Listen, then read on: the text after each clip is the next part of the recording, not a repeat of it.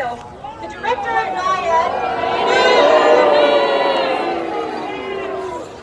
and one of the lead members of the White House's coronavirus task force said, in all the history of all respiratory-borne viruses of any type, asymptomatic transmission has never been the driver of outbreaks. The driver of outbreaks is always a symptomatic person. An epidemic is not driven by asymptomatic carriers. So, Exactly. my question is this: why are we spending all of our resources quarantining healthy people? Why are we making sure that people in Melbourne do not leave their houses at night? If asymptomatic carriers are not the driver of this pandemic, why then are we telling healthy single people who live alone that you cannot go to work and that you cannot be with your friends? People need to be with people. People in Australia are suffering. The people of Melbourne are suffering. I say end the lockdowns now.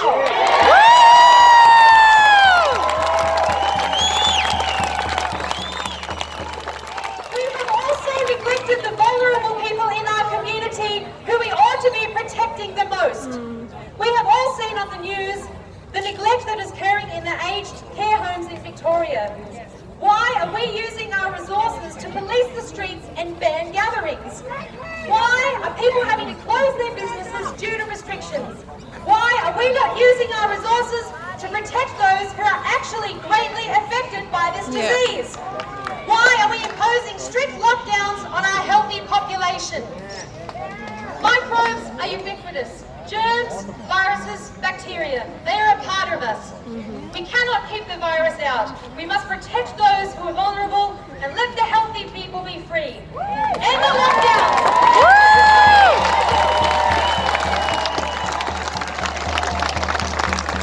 And I will leave you with the words of my hero, Robert F. Kennedy Jr. Yeah! Woo! He's an environmental lawyer and advocate and founder of the Children's Health Defence. In Germany last week he said, governments love pandemics. They love them for the same reason that they love war, because it gives them the ability to impose controls on the population that the population would otherwise never accept, to create institutions and mechanisms for orchestrating and imposing obedience. Today, we reclaim our innate rights. I say protect the vulnerable and free the healthy people.